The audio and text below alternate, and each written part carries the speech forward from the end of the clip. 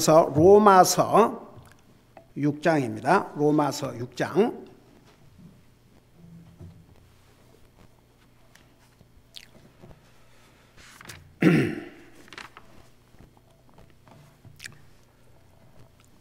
로마서 6장 16절에서 18절까지 같이 읽겠습니다. 로마서 6장 16절에서 18절까지입니다. 같이 읽습니다. 시작. 너희 자신을 누구에게 종으로 내주어 순종하게 하면 너희가 순종하는 그 사람의 종이 되는 줄을 너희가 알지 못하느냐? 혹은 죄의 종으로 사망에 이르고 혹은 순종의 종으로 의에 이르느니라. 그러나 하나님께 감사하리로다. 너희가 죄의 종이었으나 너희에게 전달된 교리의 그 틀에 마음으로부터 순종하고 이로써 죄로부터 해방되어 의의 종이 되었느니라. 아멘. 앉으시 바랍니다. 율법과 은혜의 차이, 우리가 그것을 공부하고 있고, 그 다음에 율법 아래 있는 사람과 은혜 아래 사는 사람의 그 차이에 대해서 우리가 공부하고 있는데, 이런 것이 왜 중요하냐 그러면 우리가 죄를 이기고 의로운 삶, 그리스도의 삶을 살기 위해서는 우리가 구원받은 하나님의 자녀이지만 아직은 우리 속에 죄의 속성이 있습니다. 사탄과 이 세상은 우리의 죄의 속성, 그걸 옛사람이라고 그래요. 옛사람. 그 죄의 속성을 이용해서 우리가 구원받은 순간에 하나님께서는 우리로 하여금 죄로부터 해방을 시켜주셨습니다.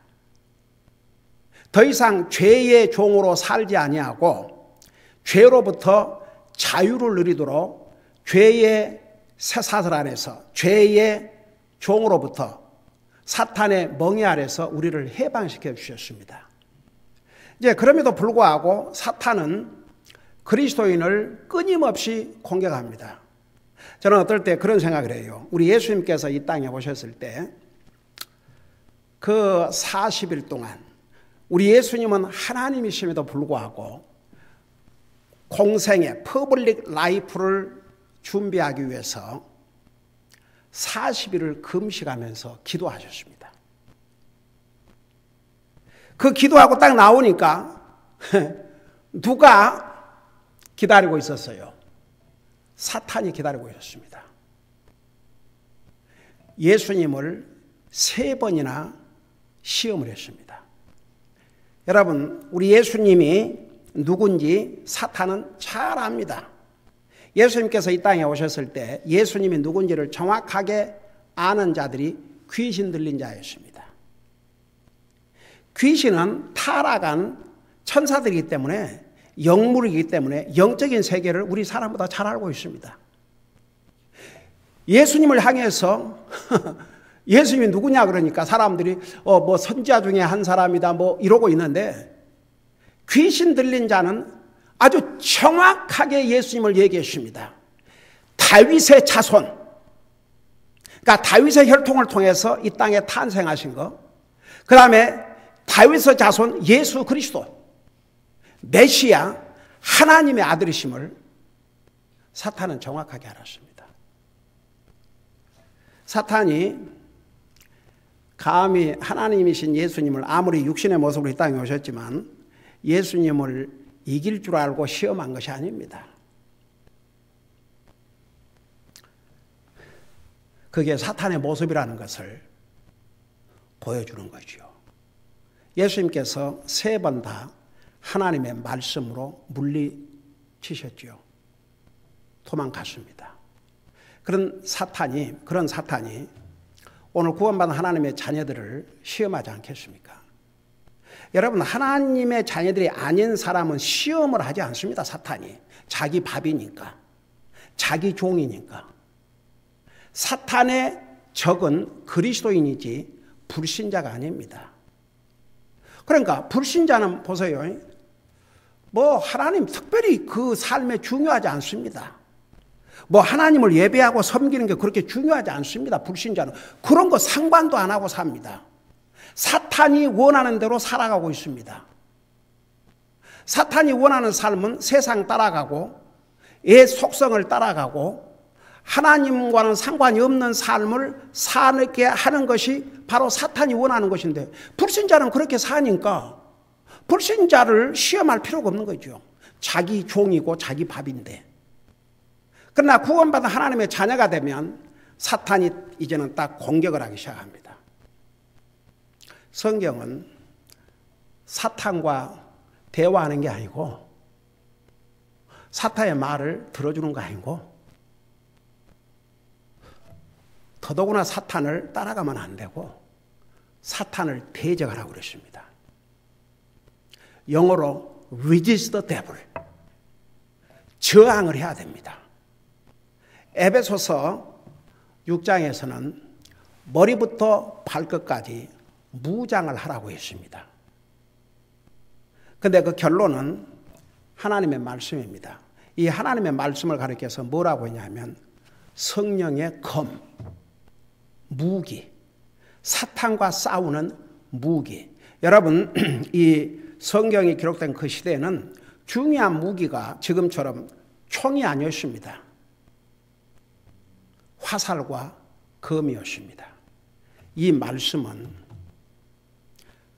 사탄과 싸워야 되는 영적인 무기 중에 무기입니다. 하나님의 말씀은. 여러분 잠깐 에베소 6장을 봐요. 에베소 6장에 보면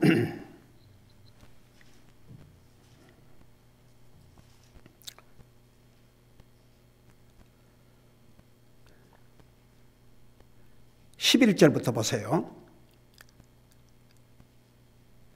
너희가 마귀의 관계들을, 이 마귀는 아주 간사한 영물입니다. 여러분 마귀가, 여러분 그 무슨 예를 들어서 뭐 영화에서나 이런 데서 마귀가 막 흠상궂은 이래갖고 나타난 것으로 묘사를 하는데, 여러분 그렇게 나타나면 다 도망가죠. 사탄의 정체를 분명히 알아야 됩니다. 사탄은 어쩌면 자기가 가장 가까운 사람을 딱 통해서 대적하고 시험합니다. 여러분 사탄의 관계는 정말 우리가 하나님의 말씀의 지혜가 없이는 감당해낼 수가 없습니다. 여러분 그래서 보세요. 때로는 이 사탄이 안 믿는 가족들, 안 믿는 가족을 도구로 사용합니다. 안 믿는 친구를 도구로 사용합니다. 어쩌면 자기가 믿고 신뢰한 그런 사람들을 사용해서 결국은 목적이 뭐냐면 하나님으로부터 멀어지고, 하나님을 예배하며 섬기는 것으로부터 멀어지고, 말씀으로부터 멀어지고, 기도로부터 멀어지고, 모든 영적인 삶으로부터 멀어지게 만드는 게 사탄의 공격입니다. 거의 사탄이 노리는 간계한 술수입니다. 아주 간사합니다. 여러분 무슨 사탄이 내가 사탄이다 그렇게 하고 공격하는 게 아닙니다. 사탄은 자기의 그 모습을 딱 감춥니다. 여러분 보세요. 우리 인류의 최초의 조상 그 아담의 와이프 이브를 시험했던 사탄이 어떤 모습으로 나타났습니까? 뱀으로 나타났는데, 여러분 그 뱀이 지금 우리가 보는 이렇게 그 징그러운 뱀 그런 모습이 아니었습니다. 하나님의 피조물 중에 가장 아름다운 피조물이었습니다. 그러니까 그 모습으로 나타난 거죠. 근데 그 뱀이 그 도구로 쓰임을 받았습니다. 사탄의 도구로. 결국은 나중에 저주를 받아가지고 배로 기어다니고 흙을 먹고 살게 됐죠. 그러니까 사탄이 그런 모습으로 변장을 해서 나타난 것입니다. 그러니까 우리의 최초의 조상 이브가 속았죠. 그래서 여러분 여기에 그 사탄의 마귀의 관계들을 능히 대적하며 서기 위해, 대적을 하라고 그랬어요. 대적을 한 다음에 쓰러진 게 아니라 서 있기 위해 하나님의 전신갑주를 입으라. 하나님의 전신갑주라는 게 뭐냐면 머리부터 발끝까지 다 무장을 하라 그랬습니다. 그래서 이제 그 13절에도 계속해서 반복해서 그러므로 너희가 악한 날에, 여러분 진짜 악한 날이 지금인 것 같아요. 뭐 인류 역사 죄를 범한 다음에 항상 악한 날이었지만 지금은 악이 극도로, 여러분 참 기가 막혀서 그 유감스럽게도 한국 여자예요. 유인숙이든가 유인영이든가 내가 그걸 보고 왜 우리 귀한 안녕 자매 이름하고 같냐 그러고 내가 그 유인영 23살 먹었는데 남자와 사귀었는데 약 4,500개의 텍스트를 보내가지고 사귀는 동안에 18개월 사귀었는데 죽어라, 죽어라, 너 죽어라, 너 죽어라, 너 죽어라, 너 죽어라, 너 죽어라. 그래가지고 이 남자친구가 자살했어요. 그게 지금 뉴스에 며칠 계속해서 나왔습니다. 아이고야, 오늘 아침 잠깐 그 뉴스 아래글 보니까 어떤 남자가 체포됐는데 그 상자에 사람 죽인 그 리메인들, 그 다음에 그 몸의 파트들, 그런 것이 가득히 채워져 있었답니다. 얼마나 사람들이 잔인하고 악한 줄 모릅니다. 참 너무나 슬픈 일이죠. 진짜 여러분 보세요. 그 하나님께서 노아 홍수로 세상을 심판하실 때에 딱 두 가지, 사람의 생각과 상상하는 것이 항상 악했다고 그랬고, 그 다음에 세상이 폭력으로 가득 찼다고 그랬는데 지금이 그런 시대인 것 같아요. 진짜 하나님의 심판이 멀지 않았다, 그런 생각이 듭니다.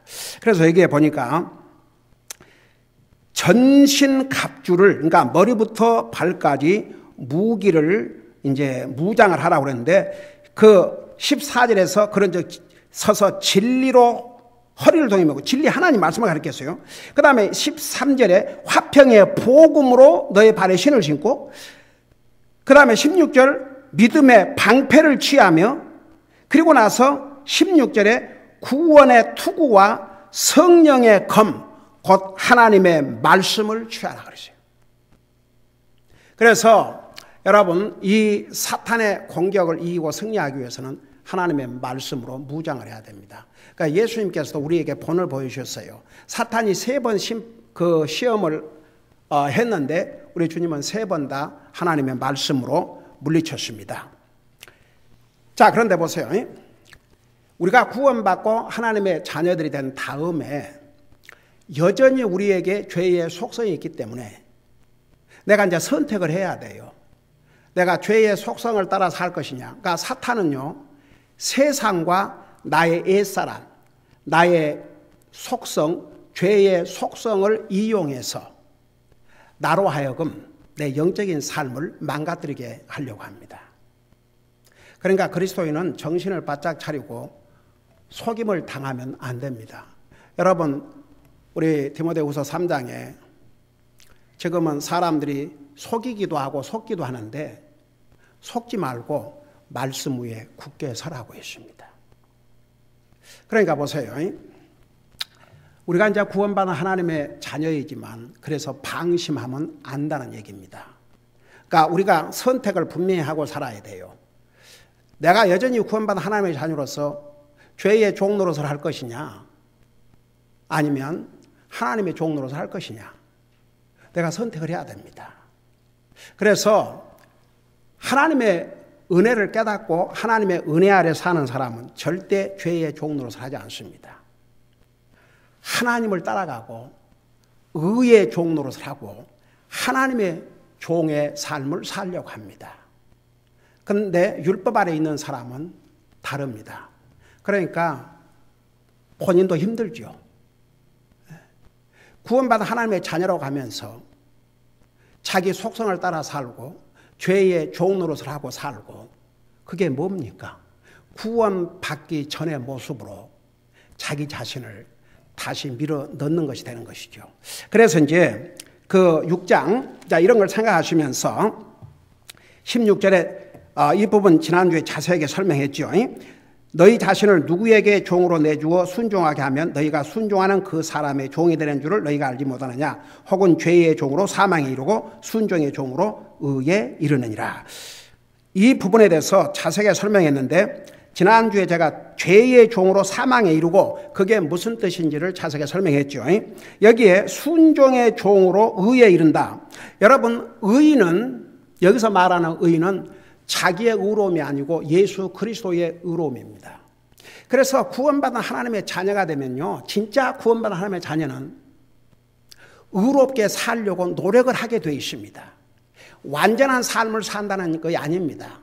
그렇지만 의로운 삶을 살기 위해서 노력을 하게 되어 있습니다. 근데 그 의의 종으로 살려면 먼저 순종을 해야 됩니다. 순종. 하나님의 말씀을 순종해야 됩니다.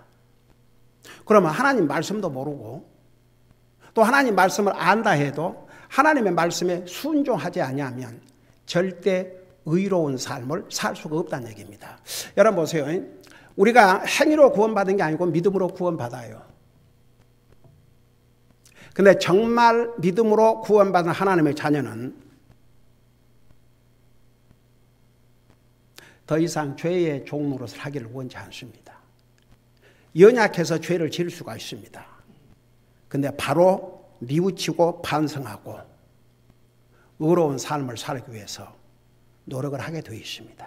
그것이 하나님의 말씀의 가르침입니다. 여러분, 구약 성경은 많은 애언의 내용과 역사를 기록하고 있는데, 신약 성경에 들어오면 구약 성경의 애언의 내용을 성취한 내용들로 가득 차 있습니다. 특별히 예수 그리스도에 대해서.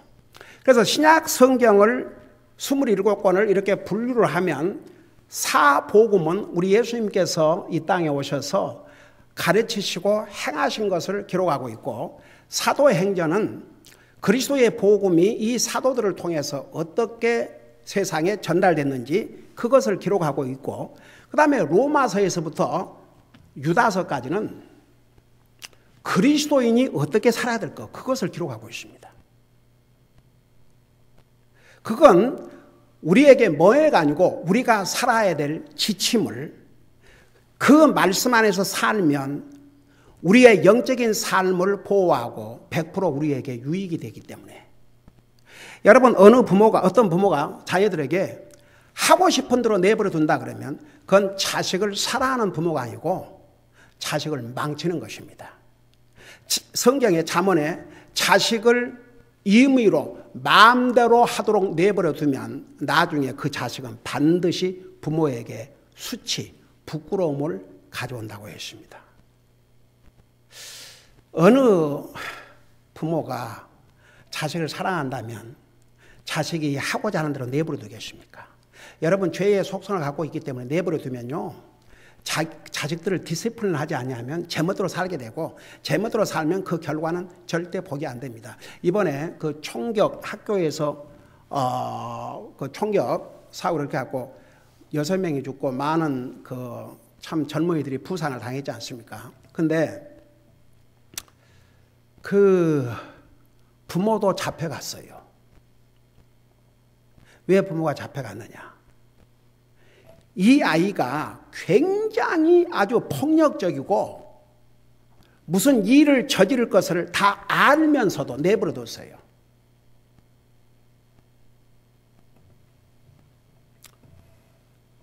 그 아들도 이제, 여러분, 저 정도가 되면 어른으로서의, 성인으로서의 재판을 받게 됩니다.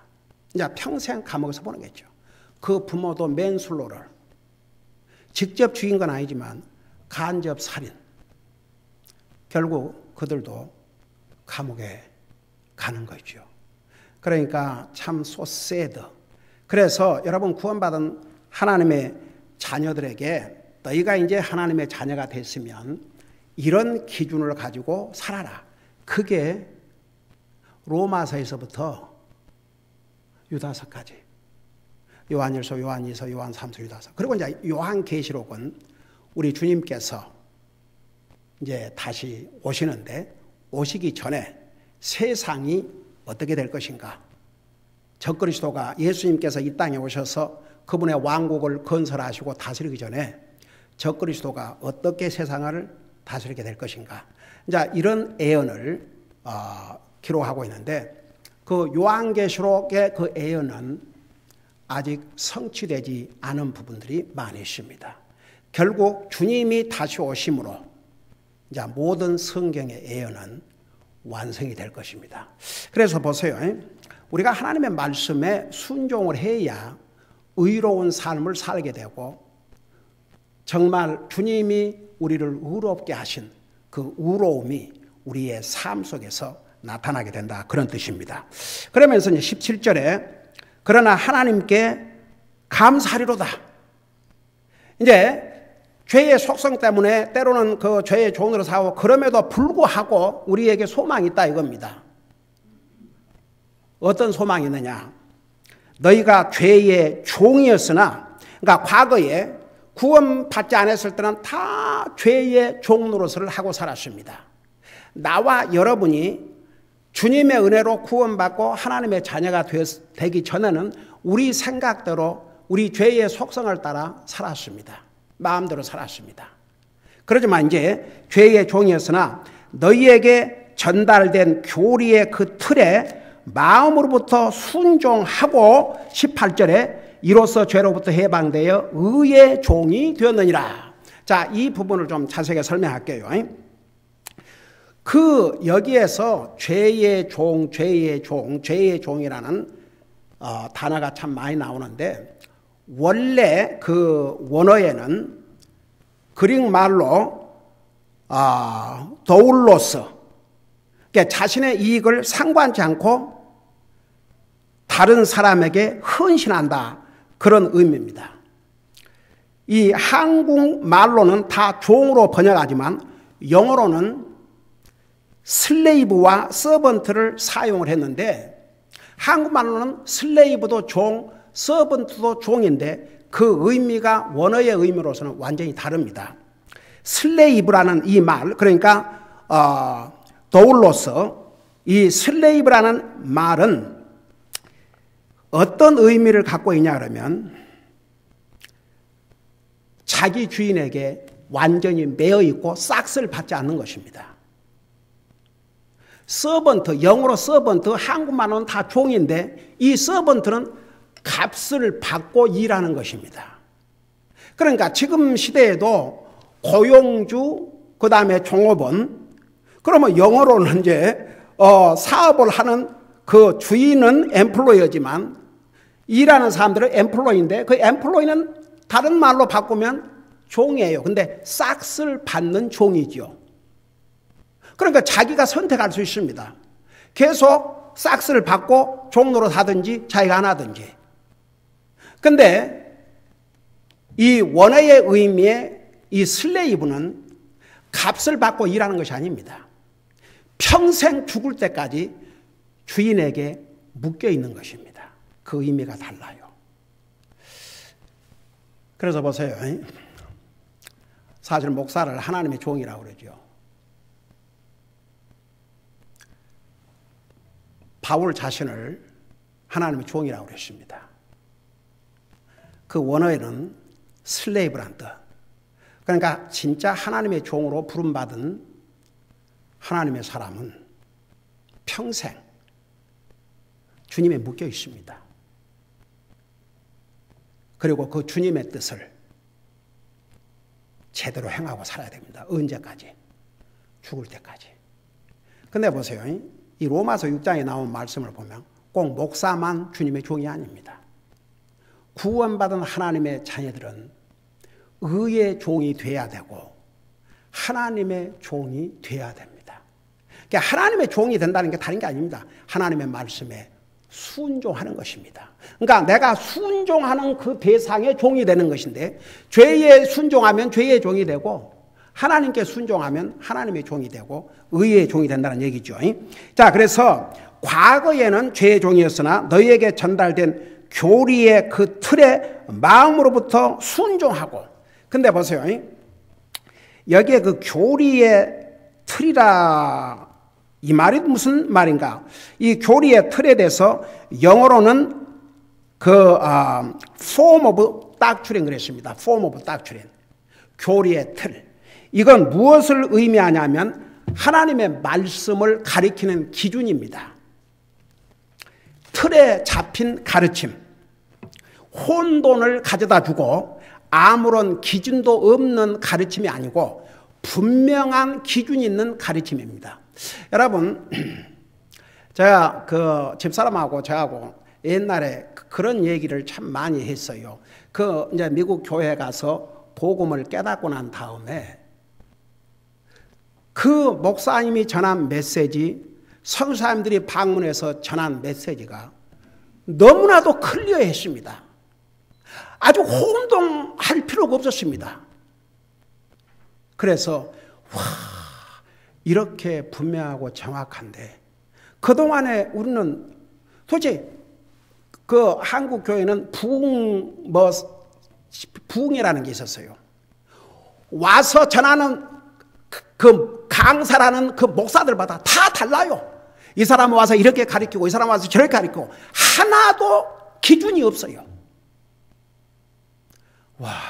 저는요 아직도 잊을 수 없는 게, 세상에 어떤 유명한 한국의 부흥사, 내가 그 이름은 얘기 안 하겠습니다. 미국에 와서 발탁발탁 뛰어다니면서 그러니까 막 그 교회 나누는 박수 치고 좋아서 그야말로 미쳐도 곱게 미치지, 기가 막혀서. 근데 뭘 가르쳤냐 그러면 그 이스라엘 12지파 야곱의 12아들 중에 한 아들이 단이라는 이름 가지고 있는 거 아시죠? 한국 민족이 단지파라는 겁니다. 기가 막혀서. 그래서 왜냐 그러면 우리가 당군 후손, 그 당군이라는 게 신화입니다. 신화. 만든 이야기. 그래서 우리가 한국 사람이 단의 후손이다. 근데 무지한 그 사람들은 진리를 모르니까 그게 맞다고, 우리도 이런 선택받은 이스라엘 민족 지파 중에 하나다. 지금 생각하면요 그냥 슬퍼요. 이렇게 무지할 수가 없고, 그걸 목사라는 자가, 유명한 부흥사라는 이름을 가진 자가 그런 잘못된 오류를 가르치고 그걸 듣는 사람은 은혜스럽다 그러고.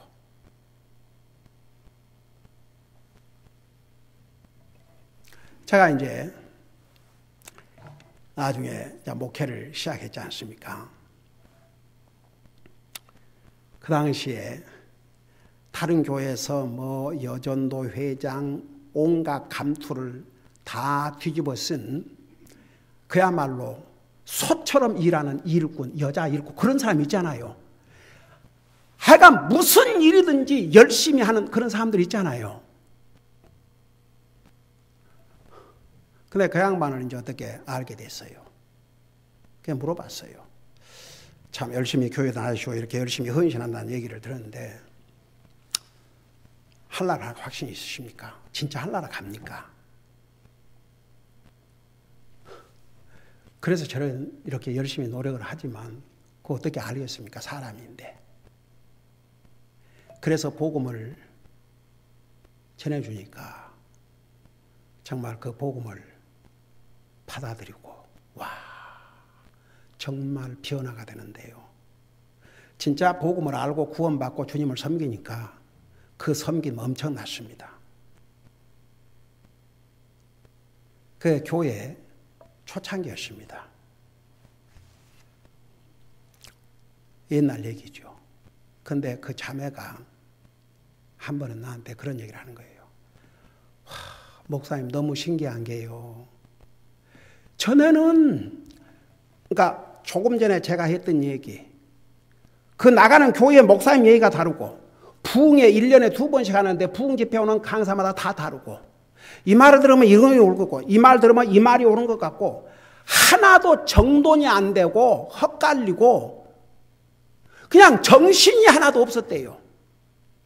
근데 목사님, 그 목사님의 가르침 또 우리 교회를 방문하는 그 선교사님들이 전하는 메시지 이런 게 너무나 일치가 되고 너무나 아주 깨끗하고 정확하고 정돈이 돼 있어서 헛갈린 게 없대요. 그게 너무 좋다는 거예요. 여러분, 여기에 교리의 틀이라고 그랬죠. 틀에 잡힌 딱 모양을 갖춘 혼돈과 그냥 뭔만이도 모르는 그런 게 아니고 분명하게 알 수 있도록 한 예를 들어서 구원에 대한 교리, 성경이 가리키는 교리는 첫째, 성경에 구원은 하나님이 택한 사람들만 구원받고 하늘나라 간다 그랬어요? 아니면 예수님을 믿는 모든 사람은 구원받고 하늘나라 간다 그랬어요?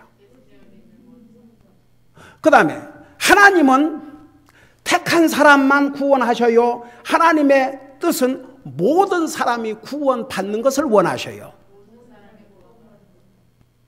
그 다음에 구원을 내 노력이나 행위로 받아요? 믿음과 하나님의 은혜로 받아요? 그렇죠? 그거 분명하죠. 그러니까 예를 들어서 구원의 교리를 가르친다면 그렇게 이것이 구원이다. 구원은 이렇게 받는다. 이것이 하나님의 뜻이다. 정말 그걸 믿으면 예수님을 자기 주로 고백하고 부활하신 주님을 마음에 영접해야 된다. 이 성경의 가르침을 정확하게 혼돈을 가져오지 않도록 그게 교리의 틀입니다. 근데 보세요. 그 로마 교회에 나온 그 영혼들 가운데서는 이렇게 그 가르침을 받고 순종을 했다고 그랬어요. 예. 그러니까 죄의 종노릇을 하는 사람은 죄에 순종하고 죄를 따라가고 세상 따라가고 자기의 옛사람을 따라가는 거죠. 그 사람은 죄의 종노릇을 하는 것이죠. 의의 종이 아니고. 근데 여기에 그러나 하나님께 감사로다 너희가 죄의 종이었으나 과거에는 죄의 종이었지만 너희에게 전달된 교리의 그 틀에 마음으로부터 순종하고 이제 이게 참 중요합니다.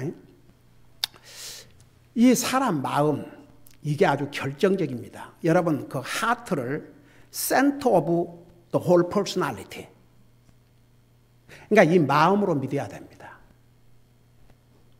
이 머리로 깨달아 가지고는 절대 구원받을 수 없습니다. 우리 크리스마스 이브 때 그 지혜로운 자들이 동쪽에서 와가지고 지금 태어나신 왕 예수님을 경배하러 왔는데 어디에서 태어났냐고 물으니까 성경을 지식적으로 아는 그 수제사장들, 서기관들, 구약 성경을 알았습니다. 예수님께서 어디에서 탄생하실 그 장소까지를 다 알고 있었습니다. 그래서 이들에게 가르쳐 줬지 않습니까? 근데 그들은 예수님을 찾아가서 경배했어요, 안 했어요? 안 했어요. 그걸 알려만 줬지. 근데 그들은 알고 있었어요. 이 동방에서 온 지혜로운 자들은 아직 예수님께서 어디에서 탄생하셨는지 그건 모르고 있었어요. 그걸 얘기해 주니까 그걸 믿고 가서 예수님에게 경배를 했어요. 근데 그걸 지식적으로 알고 있는 그들은 가서 경배하지 않았습니다. 여러분 이 세상에 그렇게 하나님 믿는 사람들이 얼마나 많은 줄 아십니까? 자기 마음을 온전히 주지 않은 것은 절대 믿는 것이 아닙니다. 자기 마음을 진짜 주어야 믿습니다. 마음으로 믿지 않는 것은 절대 구원에 이를 수가 없습니다. 그래서 마음으로 믿어 의에 이르고 로마서 10장 10절 마음으로 또 믿어야 의에 이릅니다. 입으로 시인하여 구원을 받느니라. 그래서 참 이게 많은 사람들이 이제 하나님 말씀 교회 나간 사람들은 그래도 이제 하나님 말씀 듣는다고 그러고 다 할 아닙니까? 근데 마음으로 믿지 아니하면 그건 진짜 믿는 것이 아닙니다. 여러분 보세요. 믿음의 조상이라고 하는 아브라함이 야고보서에서도 그 말씀을 하고 있죠. 그분의 믿음을 뭘로 나타냈냐 그러면 나중에 자기 아들을 제물로 바치라고 그러니까 순종했다고 그랬어요? 거역했다고 그랬어요? 순종했다고 그랬어요. 하나님은 그를 시험하시기 위해서 내 아들을 바치라고 그랬지만 아브라함은 그걸 시험으로 생각하지 않았습니다. 그래 자기 아들을 죽여서 제물로 바치라는 그 순간에 하나님께서 아브라함아 우리 하나님께서 급하셨어요. 두 번을 부르시고 아브라함아 내 아들에게 손대지 마라. 내가 내 아들도 아끼지 아니하였으니 하나님은 그 마음을 아셨지만 아브라함이 자기가 그 주님으로부터 그 음성을 들을 때에 어떻겠습니까? 여러분 보세요. 야고보서 2장에 행함이 없는 믿음은 죽은 믿음이라고 그랬습니다. 행함으로 구원받지 않지만 진짜 믿는 사람은 행함으로 뒷받침을 하게 되어 있습니다. 그러니까 그 순서가 달라요. 근데 많은 사람들이 저 같은 경우는 그런 것 같아요. 거꾸로 믿었어요. 막 내가 행함으로 구원받으려고 노력을 했어요. 그러니까 잘 안 되는 거예요. 안 되고 힘들고 고달프고. 근데 믿음으로 하나님 은혜로 구원받고 나니까 그 다음에는 주님을 섬기는 것이 하나도 힘들지 않았습니다. 즐거움이었습니다. 지금 35년째 이제 가는데 그 35년의 세월을 진짜 주님 바라보고 정말 주님께서 나 같은 죄인을 구원해 주신 것만도 감사한데 나를 구원해 주실 뿐 아니라 주님의 일꾼 삼으시고 영광의 주님을 섬기고 그 복음을 증거하고 사는 주님의 종으로 쓰임받는다는 게 너무나 행복하고 너무나 감사하고 그러니까 저는 정말 너무 행복해요. 너무 기쁘고 평생을 주님을 전하고 살 수 있도록 저에게 그런 복된 기회를 주셨다는 거. 그래서 제가 굶었어요? 아니에요. 물론 경제적으로 어렵고 힘든 때도 있었지만 하나님께서 굽이굽이 먹여주시고 공급해 주시고 채워주시고 저는 지금도 벌써 우리 큰딸이 대학을 졸업한 지가 2000년도에 대학을 졸업했나? 그러니까 대학을 졸업한 지가 벌써 21년이 됐습니다. 그러니까 25년 전에 대학을 가야 되는데 그때는 제가 그 파이낸셜 에이드라든가 그런 것을 전혀 모르고 있었어요. 근데 그때 정말 그 주님의 사역에 경제적으로 힘들 때입니다. 어떻게 대학을 보낼 것인가? 그 하루는 제가 공원에 가서 주님 앞에 그런 얘기를 했어요. 정말 주님께서 저와 제 가족을 구원해 주시고 지금까지 이렇게 주님을 섬길 수 있는 은혜를 베풀어 주시고 필요한 거 굽이굽이 놀라운 방법으로 공급해 주셨는데 딸이 대학을 가야 되는데 방법이 없습니다. 주님이 도와주시지 아니하면 어떻게 할 수 있겠습니까? 제가 그런 기도를 들었는데 그리고 나서 이제 교회 전도지를 만들기 위해서 그 한국 사람이 하는 그 프린트샵을 찾아갔어요. 그래 봤더니 그 양반들이 진짜 예수님을 믿는 사람들이었어요. 그러니까 목사님 사역하시는데 수고가 많다고 그러면서 이렇게 전도지를 만들어 오셨는데 자기들이 원가만 받고 해드리겠다고. 그래서 제가 이제 혹시라도 싶어서 다시 그들에게 복음을 전했어요.